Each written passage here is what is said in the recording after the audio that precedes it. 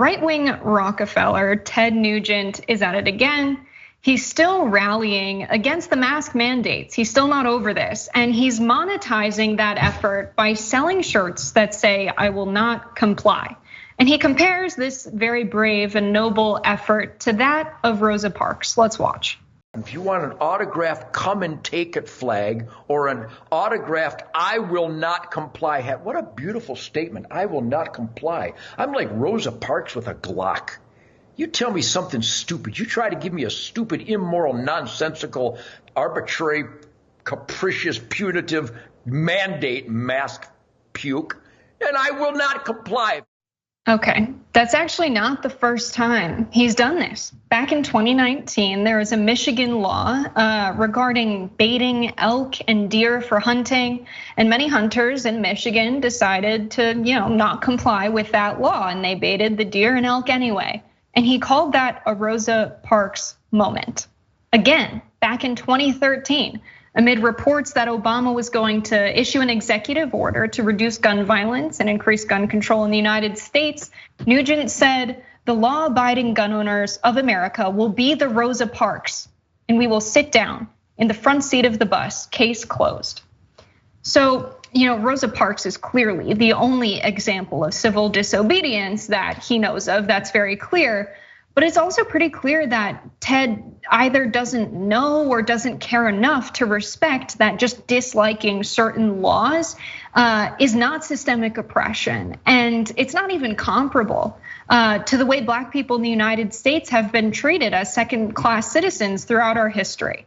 And by the way, making this about not wearing masks when we know that the coronavirus pandemic disproportionately affected Black communities and communities of color makes it all the more worse that he's comparing this to Rosa Parks.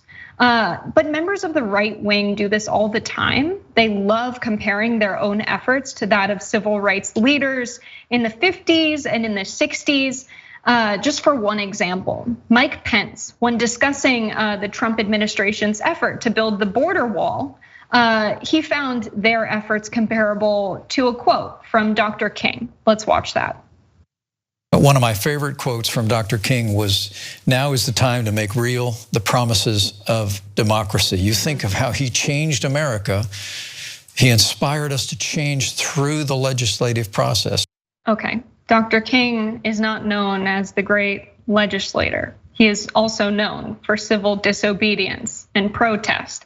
And if I had to guess, if Dr. King were alive today, he would probably condemn the right-wing campaign to use racist rhetoric to rally up their base to be supportive of treating immigrants coming into the United States the way that they treat them, and extremely violently and systemically keeping them in concentration camps at the border, keeping them in cages, kids in cages, and wanting to build a wall to keep refugees and people who are peaceful migrants out of the country. I don't think Dr. King would support that.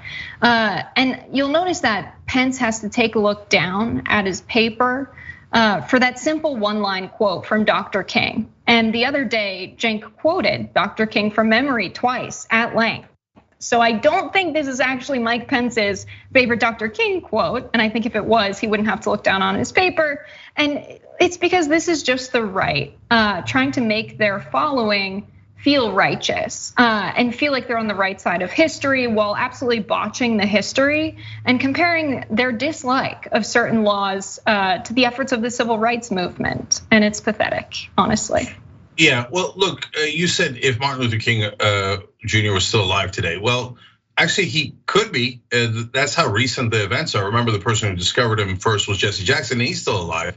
So, but he's not alive. Martin Luther King isn't, because the right wing killed him. So then the right wing now saying he would have been a right winger is the most preposterous thing I have ever heard in my life. Obviously deeply offensive. These things are obvious, but they like being offensive. So we'll also make another obvious point, which is he says, "Oh, mask, man, that takes away my freedom, man. It covers my face for like 5 seconds and doesn't spread a pandemic. Oh, I hate that, man. I want to spread my disease all over you. Freedom. Now, let's take women and lock them up for 9 months and make sure that they can't control their bodies." No sign of irony noted.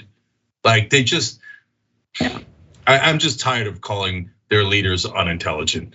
But Ted Nugent is a great example of that. Okay, now let's keep going though on his dumb analogy. Okay, he says he's Rosa Parks with a Glock. Well, you know what would have happened to Rosa Parks with a Glock? She would have been killed instantly because she was actually a civil rights hero, and sitting in the front of the bus alone might have gotten you killed. If she sat in the front of the bus with a gun, she would have been killed immediately. So you know why? Because she was an actual victim of oppression. You, on the other hand, Ted Nugent, can do anything you want. You're not oppressed at all. Like you say, oh my God, I have to wear a mask for 5 seconds so I don't make other people as diseased as I am. Wow, what an oppression. Oh my God, you're such a victim. They love being victims. In reality, of course, as you all know, Ted Nugent is, if anything at all, you want to do any kind of Rosa Parks analogy with an object, he's Rosa Parks with a diaper. Now I'm being literal. Remember, he did not comply with Vietnam. Okay, he loves wars. He loves all that stupid stuff that the right wing's in favor of. Well, he had a chance to go to a war. He was around during Vietnam, and this is a story he told. He soiled himself and walked around in his own feces for a week, so that when he showed up, they would think that he was crazy and not the coward that he actually is. That's why he overcompensates. He's always constantly talking about murdering Hillary Clinton, murdering Barack Obama, murdering everybody. Oh, yeah, I'm so tough. Dude, you had your chance. You had your chance to go be tough in the war. Instead, you needed a diaper. You needed a diaper, Ted Nugent. You're a national embarrassment. And Jessica, last thing is that what deeply bothers me is that this "I will not comply" is actually a good slogan because we live under corporate rule, right? And that is why Shepard Fairey's posters of Andre the Giant that said "obey" resonated with people and took off. I mean, what a random thing, random wrestler, and it just says the word "obey," and it resonated so much because people are tired of obeying the oppressive rules, but they don't realize that the rules come from people with at the very top that have all the power and have all the money, and those are corporate executives that are bribing our politicians and control the country completely. Instead, the right wing wants you to think, oh no, it's the powerless. The guy, the undocumented immigrant that crossed the border doesn't even have $1 to his name. He's the one that rigged the system. Who would be that stupid to think that? And that is every Republican leader. They're that stupid. And they say, no, it's not the bankers at the top. It's not the corporations at the top. Do not comply with undocumented immigrants. Show them how tough we are with our weapons. All right, you're obviously trying to misdirect people, ironically, into compliance with our corporate overlords. Right, they're using these stories that really excite people. Like, hey, you don't like wearing the mask, so let's just tell this story. Charlie Kirk was doing it this week. Members of the far right have been doing it since the beginning of the pandemic. That it's all made up, or that COVID was created by Democrats in a lab. Charlie Kirk said that this week. And it's all of these made up stories to get people, I don't know, excited about things that aren't real so that they keep following right wingers and they keep their base engaged.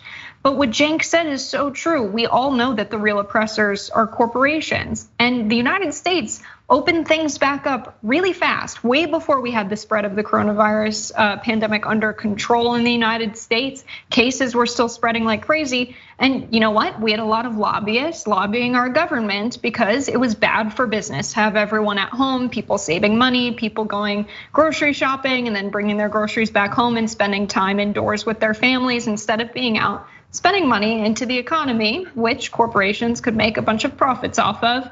And so they weren't okay with that. And they lobbied the United States government. And guess what? The result of that was we opened things up way early. Mask mandates were lifted. We were allowed to socially gather again. And so the precise opposite of what Ted Nugent is describing would be refusing to comply, would be if we actually said, you know what, we value our lives, we value workers' lives far more than we value corporate profits, and we wore masks and we socially distanced and we stayed home. That would be the actual act of civil disobedience to stand up to the actual oppressors in the United States. So Jessica, one last thing. there was a great article that showed actually the people who started the don't comply with a mask and the lockdowns was actually Coke Industries. They're among the top lobbyists and donors to the Republican Party. The reason they started that talking point that has poisoned the minds of idiot Republicans like Ted Nugent is because they were losing a lot of money because they're in the oil business and people were not driving during the lockdowns. And so they needed people back out driving and using more oil so they could have more profits.